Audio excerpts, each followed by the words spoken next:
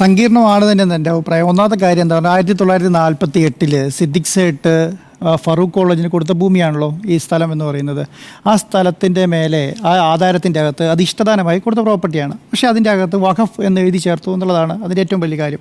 1950 അത് 1953 വരെ ഈ സ്ഥലം എന്തെങ്കിലും അവകാശം വഖഫ് ബോർഡിനെ ഉന്നയിക്കണമെങ്കിൽ 53 വരെ മാത്രമേ പാടുള്ളായിരുന്നു. 3 വർഷമാണ് അതിൻ്റെ കാലാവധി. അതിനുശേഷം ഉന്നയിക്കാൻ പറ്റില്ല എന്നുള്ളതാണ് 2013 ആക്ട് പ്രകാരം പറയുന്നത്. ആ സമയത്ത് അത് ഉപയോഗിച്ചിട്ടില്ല. അതിനുശേഷം എന്താണ് സംഭവിച്ചത്? അതിനുശേഷം ഇത് റവന്യൂ ഭൂമിയായി പോക്കുവരവ് നടത്തി വരികയാണ് അല്ലേ? ആ റവന്യൂ ഭൂമിയായി പോക്കുവരവായി നടത്തി വരുന്ന ഭൂമിയിൽ 1987 പറവൂർ കോടതി ഒരു വിധി പുറപ്പെടുവിക്കുന്നു. ആ വിധി പ്രകാരം എന്ത് ചെയ്തു? ആ വിധി പ്രകാരം ആ സ്ഥലം ഫറൂഖ് കോളേജിന് ആർക്ക് വേണമെങ്കിലും വിൽക്കാമെന്നുള്ള തീരുമാനം വരുന്നു. ആ സ്ഥലം ആര് വാങ്ങുന്നു? ഈ പറഞ്ഞ നമ്മുടെ മുനമ്പ സ്വദേശികളായ 600 പേര് വാങ്ങുന്നു എന്നുള്ളതാണ് സത്യം. സത്യം പറഞ്ഞാൽ ആരാണ് ഈ പറയുന്ന മുനമ്പം നിവാസികളെ ചതിച്ചത് പറവൂർ കോടതിയാണ്. ആ കോടതി ഉത്തരവില്ലെങ്കിൽ ഈ ഭൂമി ഒരാൾ വാങ്ങാൻ പോകുന്നുണ്ടോ? കോടതിയിലുള്ള വിശ്വാസം നഷ്ടപ്പെടുന്ന അവസ്ഥയാണ് ഏറ്റവും പ്രധാനപ്പെട്ട. ഭൂമി ഈ പറയുന്ന പറവൂർ നിവാസികളെ ചതിച്ച ഒന്നാമത്തെ സംവിധാനം എന്ന് പറയുന്നത് പറവൂർ കോടതിയാണ്.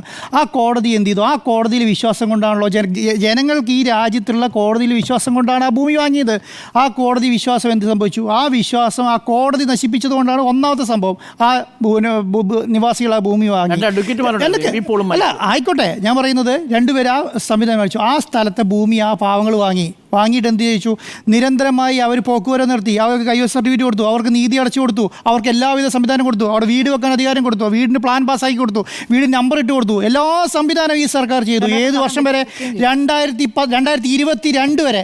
2019 2008 LDF സർക്കാർ എന്ത് ചെയ്യുന്നത്? ഒരു കമ്മീഷൻ വെക്കുന്നത്. ആ കമ്മീഷനാണ് ഇങ്ങനെ ഒരു പുറമ്പോക്ക് ഭൂമിയുടെ ഈ പറയുന്ന ഭൂമി ഉണ്ടെന്ന് പറയുന്നത്.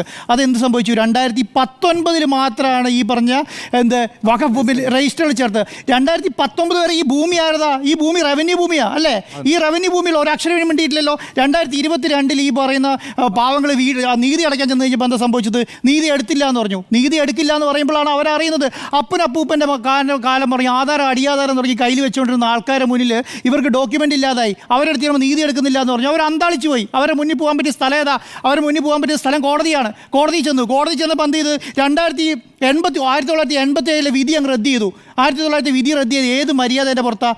30-35 വർഷം മുൻപുള്ള വിധികൾ ഹൈക്കോടതി റദ്ദ് ചെയ്യാൻ തീരുമാനിച്ചിട്ടുണ്ടെങ്കിൽ കേരളത്തിൽ എത്ര വിധികൾ റദ്ദ് ചെയ്യേണ്ടി വരും? അങ്ങനെയാണെങ്കിൽ എത്ര റവന്യൂ ഭൂമികൾ കേരളത്തിലുണ്ടാവും? 20 വർഷം കൈവശം വെച്ചാൽ കുടിവെള്ളാവകാശം കൊടുക്കുന്ന രാജ്യമാണ് നമ്മുടെ അല്ലേ? 20 വർഷം ഒരു ഭൂമി കൈവശം വെച്ചാൽ മതി. ആ കൈവശം വെച്ച് വേറെ അവകാശിയിലേക്ക് കുടിവെള്ളാവകാശം കൊടുക്കുന്ന സ്ഥലത്ത് ഈ ഇത്രയും വർഷമായിട്ട് കൈവശം വെച്ച് ജീവിച്ചു വരുന്ന ജനങ്ങളുടെ മുമ്പിൽ കാണിച്ച മര്യാദകളെന്ന് ആലോചിച്ച് നോക്കിയേ. കോടതി ഉത്തരവ് റദ്ദ് ചെയ്തു. ആ ഉത്തരവ് റദ്ദ് ചെയ്തിട്ട് 2022 സർക്കാരിന് ഇതിനകത്ത് കുറ്റമുണ്ട്. ഞാൻ പറയുന്നത് സർക്കാർ ഈ പറഞ്ഞ അസറ്റ് രജിസ്റ്റർ ആഡ് ചെയ്യുന്നതിന് മുന്നേ ചിന്തിക്കണമായിരുന്നു. ഇത്രയും പേര് 600 ജനങ്ങൾ വരുന്ന പാവങ്ങളുടെ സ്ഥലമാണ് അസറ്റ് രജിസ്റ്ററിലേക്ക് ചേർക്കുന്നതെന്ന് തീരുമാനിക്കേണ്ടായിരുന്നല്ലോ. തീരുമാനിച്ചില്ലല്ലോ. 2022 ഞാൻ ചോദിക്കുന്നത് അസറ്റ് രജിസ്റ്റർ തീരുമാനിച്ചത് ആരാണ്? വഖഫ് ബോർഡ്. അല്ല, വഖഫ് ബോർഡ് തീരുമാനിക്കുമ്പോൾ എന്താണ്? വഖഫ് ബോർഡ് തീരുമാനിച്ചപ്പോൾ റവന്യൂ വകുപ്പാണ് ഈ പറഞ്ഞ നീതി എടുക്കേണ്ടത് തീരുമാനിച്ചല്ലേ? തീരുമാനിക്കാൻ പറ്റില്ലോ. ഞാൻ പറയുന്നു 2022 സെപ്റ്റംബർ 15 വരെയും അവിടെ കരം പിരിച്ചു. അല്ല അതാ ശരി, കരം പിടിച്ചു കോടതി വന്നപ്പോഴേ. ശരി, ഞാൻ ചോദിക്കുന്നത് 2022 സെപ്റ്റംബർ വരെ കരം പിരിച്ചു. ആരാണ് 2020 സെപ്റ്റംബറിൽ നീതി കരം പിടിക്കേണ്ടെന്ന് പറഞ്ഞത്? വഖഫ് ബോർഡിന്റെ ഉത്തരവ് വന്നാൽ പിരിക്കാൻ പറ്റില്ല. വഖഫ് ബോർഡിന്റെ ഉത്തരവ് വന്നാൽ പിരിക്കാൻ പറ്റില്ല എന്ന് പറയുന്നത് നടപ്പിലാക്കുന്നത് റവന്യൂ വകുപ്പല്ലേ? അത് നടപ്പിലാക്കാൻ അല്ലാതെ പറ്റില്ല. ഞാൻ പറയുന്നത് സാറേ, ഇതിനകത്ത് നമ്മൾ കണ്ണടച്ചിട്ട് ഇരുട്ടാക്കിയ സംവിധാനം ഉണ്ടാവും. അല്ല, ഒരു മിനിറ്റ് ഞാൻ പറയുന്നത്. ഒരു മിനിറ്റ് സാറേ, സിംഗിൾ ബെഞ്ചിൽ പോയി. അല്ല, ഞാൻ സമ്മതിക്കാം. ഞാൻ നിങ്ങൾ പറയുന്നത് സമ്മതിക്കാം. 2022 വരെ ഈ പറയുന്ന സംവിധാനം നടന്ന സ്ഥലമാണല്ലോ ഇത്. 2022 വരെ ഈ പാവങ്ങൾ നീതി അടിച്ചു. ആ 610 കുടുംബം എന്ത് പഴിച്ചു? ഇവിടെ CPM, ലീഗ്, കോൺഗ്രസ്, പിന്നെ BJP എല്ലാം കിടന്ന് രാഷ്ട്രീയം കളിക്കുകയാണ്. 650. എന്നിട്ട് ഇന്നത്തെ സമരത്തിൻ്റെ പ്രഖ്യാപനം നിങ്ങൾ കണ്ടോ? 4 സംവിധാനങ്ങളായി സമരം നടത്തും. 1, കേരളത്തിലെ എല്ലാ കളക്ട്രേറ്റുകളും ഉപരോധിക്കും. 2, എല്ലാ താലൂക്ക് ഓഫീസുകളും ഉപരോധിക്കും. 3, ഈ പറയുന്ന 610 കുടുംബങ്ങൾക്ക് വേണ്ടി കേരളത്തിലെ കളക്ട്രേറ്റ് ഉപരോധിക്കാൻ എവിടുന്ന് ആൾക്കാർ വരുന്നത്? രാഷ്ട്രീയമായി കൈകാര്യം ചെയ്യാല്ലേ ഇതിനെ?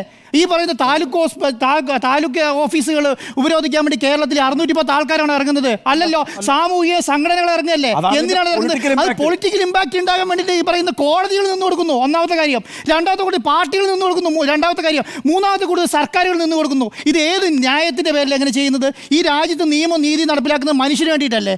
ഇതൊന്നും മനസ്സിലാക്കാതെ ഈ പറയുന്ന സമയത്ത് ഞാൻ ക്രിസ്ത്യൻ സമുദായത്തിന് കുറ്റം പറയും, ഞാൻ മുസ്ലിം സമുദായത്തിന് കുറ്റം പറയും, ഞാൻ ഈ പാർട്ടിക്കാരെ കുറ്റം പറയും. കാരണം എന്താ പറയുക? ഇതിന് വളം വെച്ചു കൊടുക്കുകയാണ് ഇവർ.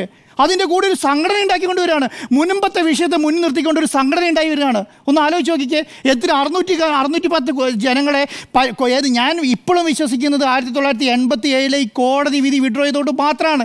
അല്ലെങ്കിൽ എന്താ പറയുക, ഒന്നും ചെയ്യാൻ പറ്റില്ല. കാരണം കോടതി ഉത്തരവ് പ്രകാരമാണല്ലോ ഈ സംവിധാനങ്ങൾ മുഴുവൻ നടക്കുന്നത്.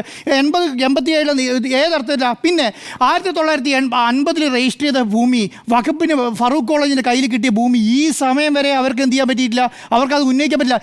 ഈ ഇന്നും ഫറൂഖ് കോളേജ് അവർക്ക് കിട്ടിയ ഭൂമി അവർ അവകാശം ഉന്നയിക്കുന്നില്ല.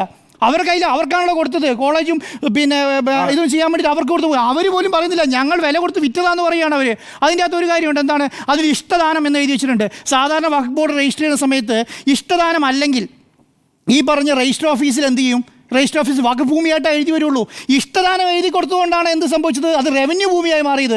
അല്ലെങ്കിൽ എന്ത് ചെയ്യണം, ആദ്യത്തെ രജിസ്ട്രേഷനോട് കൂടി തന്നെ അത് വഖഫ് ഭൂമിയായി മാറിയേനെ. പക്ഷേ എന്ത് സംഭവിച്ചു, ഈ വഖഫ് എന്ന് പറയുന്ന സംവിധാനം അന്നത്തെ ബുദ്ധിയോ ബോധമോ അല്ലെങ്കിൽ ആ ശൈലിയോ വെച്ചിട്ട് എഴുതി ആധാര എഴുത്തുകാരന് പറ്റിയ വളരെ ചെറിയൊരു മിസ്റ്റേക്ക്. അവരുദ്ദേശിച്ചതാണ്, അവരോട് ഫറൂഖ് കോളേജിനോട് എന്തായിരിക്കും പറഞ്ഞിട്ടുണ്ടാവുക, നിങ്ങൾക്ക് ഇഷ്ടമാണെന്ന് അന്ന് പോകാൻ പറ്റിയാണ്, നിങ്ങൾക്ക് എന്ത് വേണമെങ്കിലും ചെയ്യാമെന്ന് പറഞ്ഞിട്ടുണ്ടാവും. അവരെന്ത് ചെയ്തു, അവരെ സമയം എടുത്ത് വിറ്റു. വിദ്യാഭ്യാസ ആവശ്യങ്ങൾക്ക് വേണ്ടി അല്ല ആണ് പക്ഷെ അവരെന്ത് ചെയ്തു, അതുകൊണ്ടാണല്ലോ സാറേ അത് പറവൂർ കോടതി ഉത്തരവ് കൊടുത്തത്. അല്ല അതുകൊണ്ടാണല്ലോ പറവൂർ കോടതി ഉത്തരവ് കൊടുത്തത്. ആ ഉത്തരവ് ഉണ്ടായിരുന്നില്ല, അതുകൊണ്ടാണ് ആ ഉത്തരവ് കൊടുത്തത്. ആ ഉത്തരവിന് മേലെയല്ലേ ചെയ്തത്. അപ്പം ഞാൻ പറയുന്നത് ഇതിൻ്റെ അകത്ത് കോടതി കുറ്റക്കാരനാണ്, രണ്ടാമത്തത് ഗവൺമെന്റ് കുറ്റക്കാരാണ്, മൂന്നാമത് പാർട്ടികൾ കുറ്റക്കാരാണ്. ഇതിനെ വലുതാക്കി വിട്ടാൽ എന്ത് സംഭവിക്കുന്നറിയോ, ഇതിനെ വലുതാക്കി വിട്ടാൽ അരുൺ സാറേ ഒരു മിനിറ്റ്, ഇതിനെ വലുതാക്കി വിട്ടാൽ എന്താ സംഭവിക്കുക, 610 കുടുംബങ്ങളെ കൊണ്ട് 2-3 വിഭാഗങ്ങളെ തമ്മിലടിപ്പിച്ച് ചോര കുടിക്കുന്ന അവസ്ഥയിലേക്ക് കേരളത്തെ കൊണ്ടെത്തിക്കും. വളരെ ശ്രദ്ധയോടും ഉത്തരവാദിത്തോടും കൂടി കൈയടിച്ച്, അത് ഞാൻ പറയുന്നത് BJP ഉദ്ദേശിച്ചിട്ടൊന്നുമല്ല. ഞാൻ പറയും BJP ആയാലും കൊള്ളാം, ലീഗ് ആയാലും കൊള്ളാം, കോൺഗ്രസ് ആയാലും കൊള്ളാം, CPM ആയാലും കൊള്ളാം, സർക്കാരായാലും കൊള്ളാം. എന്താണ് ഇതിൻ്റെ പ്രത്യേകാരം അനുഭവിക്കുന്നത് നിങ്ങളുടെയും ഞങ്ങളുടെയും കുട്ടികളായിരിക്കും. ഈ നാട്ടിൽ നിന്ന് മനസ്സിലാക്കിക്കോണം. ഈ ഏത് നേതാവാണെങ്കിലും അവിടെ പോയി ന്യായം പറയാൻ വേണ്ടിയിട്ട്. അല്ലെങ്കിൽ എന്താണ് ഇതിനേക്കാൾ വലിയ ഭവിഷ്യത്ത് നിങ്ങളുടെ കൺമുൻപിൽ നിങ്ങളുടെ കുട്ടികൾ മനസ്സിലാക്കുന്നത് കാണേണ്ടി വരുന്നതാണ്. എൻ്റെ ഒരു സംശയം ഇതാണ്, ഞാൻ പ്രേക്ഷകരോട് നമ്മുടെ എഡിറ്റേഴ്സിൻ്റെ പാനലിനോട് ചോദിക്കുന്ന ചോദ്യം, 2019 ഈ ഭൂമി വഖഫ് ഭൂമിയാണ് എന്ന് രജിസ്റ്റർ ചെയ്ത വഖഫ് ബോർഡിൻ്റെ ചെയർമാൻ ആരായിരുന്നു? സാറേ ആരും ആയിക്കോട്ടെ, കേരളത്തിൽ ഞാൻ പറയട്ടെ, ഒരു നിമിഷം സാർ, റഷീദ് അലി തങ്ങൾ ചെയർമാനായ വഖഫ് ബോർഡല്ലേ 2019 ഈ ഭൂമി വഖഫാണ് എന്ന് രജിസ്റ്റർ ചെയ്തിരിക്കുന്നത്? അതായത് ഈ രജിസ്റ്ററിൽ ഈ ഭൂമി വഖഫ് ഭൂമിയാണ് എന്ന് രജിസ്റ്റർ ചെയ്തിരിക്കുന്നത് മുസ്ലിം ലീഗിൻ്റെ നേതാവ് റഷീദ് അലി തങ്ങൾ അധ്യക്ഷനായിരിക്കുന്ന വഖഫ് ബോർഡാണ്. That is number 1. നമ്പർ 2, ലീഗിന് എന്താ ഇതിനകത്ത് പൊസിഷൻ? 2022 ഡിസംബർ 12 മുസ്ലിം ലീഗിൻ്റെ നേതാവും MLA-യുമായ KP മജീദ് നിയമസഭയിൽ ഒരു സബ്മിഷൻ അവതരിപ്പിച്ചു. ആ സബ്മിഷനിൽ പറഞ്ഞത് മുനമ്പത്തെ ഭൂമി വഖഫ് ഭൂമിയാണ് എന്നാണ്. അത് തന്നെയാണ് ഇപ്പോഴും പറയുന്നത്. ലീഗിൻ്റെ പൊസിഷൻ വഖഫ് ഭൂമിയാണെങ്കിൽ സർക്കാർ എന്ത് ചെയ്യണം? ഏതാ വഖഫ് ഭൂമിയാണെന്ന് ലീഗ് പൊസിഷൻ എടുത്താൽ സർക്കാർ സാറേ ഞാൻ ഒരു പൊസിഷൻ എടുത്തിട്ടില്ലല്ലോ. എടുത്തു.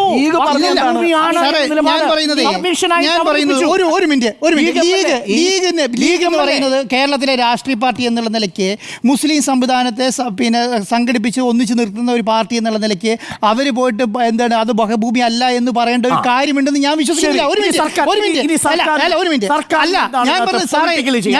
ലീഗലി ചെയ്യാവുന്നതെല്ലാം ചെയ്തില്ലേ? അല്ല അങ്ങനെയല്ല സാർ, അതിനകത്തൊരു ചെറിയ പ്രശ്നമുണ്ട്. എന്താണെന്നറിയോ, സർക്കാർ ഇതിനകത്ത് ആകെ ചെയ്യാൻ പറ്റുന്നത് കോടതിയോട് ഫൈറ്റ് ചെയ്യുക എന്നുള്ളത് മാത്രമേ ഉള്ളൂ, വേറെ ഒന്നുമില്ല. അത് വൃത്തിയായി ചെയ്യുന്നത് ഈ സമരക്കാരെ ബോധിപ്പിച്ചാൽ മതി, അത്ര പ്രശ്നമുള്ളൂ. ഞങ്ങളിതാ അങ്ങനെയല്ല, ഞാനൊരു മിനിറ്റ്, ഞങ്ങൾ ശക്തമായ രീതിയിൽ സർക്കാർ ഈ പറയുന്ന 610 വരുന്ന മുനമ്പം നിവാസികളുടെ ഒപ്പമാണ് എന്നുള്ള കാര്യം ഞങ്ങൾ ഫൈറ്റ് ചെയ്യുന്നു. അവിടെയാണ് ഈ പ്രശ്നം. അത്രയൊന്നും വഖഫ് ട്രിബ്യൂണലിന്റെ പരിധിയിലിരിക്കുന്ന ഒറ്റ ചോദ്യമുള്ളൂ, ഇത് വഖഫ് ഭൂമിയാണോ അല്ലയോ എന്നൊരു പൊളിറ്റിക്കൽ പൊസിഷൻ ആരെടുക്കും? അല്ല, ഞാൻ ഒറ്റ ചോദ്യം ചോദിക്കുന്നുള്ളൂ, എന്തിനാണ് ഇപ്പോ ലീഗ് എടുക്കില്ല? ജസ്റ്റിസ് CN രാമചന്ദ്രൻ നായരെ കമ്മീഷനാക്കി ഇപ്പോൾ വെച്ചല്ലോ, എന്ത് കാര്യത്തിനാ? സിമ്പിൾ. വസ്തുത സർക്കാരിന് അറിയില്ലേ? വസ്തുത അന്വേഷിക്കാൻ വേണ്ടിയിട്ടാന്ന് പറഞ്ഞു. ആ വസ്തുത സർക്കാരിന് അറിയില്ലെങ്കിൽ പിന്നെ ഈ സർക്കാർ രാജിവെച്ച് പോകണത്. 610 നിയമപരമായി നിങ്ങൾ ഈ കാര്യത്തിൽ ഒരു പഠനം നടത്തണം. ആകെ നമ്മുടെ മുന്നിൽ എന്താ, 2019 റഷീദ് അലി തങ്ങൾ അധ്യക്ഷനായിട്ടുള്ള ബോർഡിന്റെ ഒരു ഡിസിഷനാണുള്ളത്. ആ ഡിസിഷൻ 2019 ഇനി ആ രജിസ്റ്റർ ഉൾപ്പെടെ നടത്തിയ ശേഷമുള്ള കേസ് സാറേ, ഈ വസ്തുത അറിയില്ലായിരുന്നെങ്കിൽ ആ വസ്തുത അറിയാതെയാണോ ഈ പാവങ്ങളെ നീതി എടുക്കൽ നിർത്തിവെച്ചത്?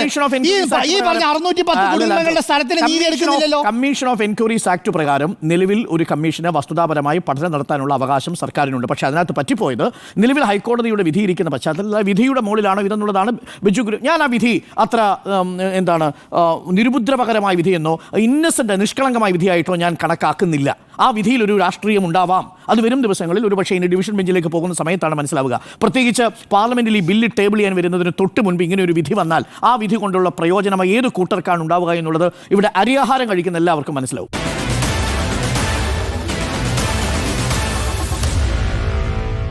Meet the editors.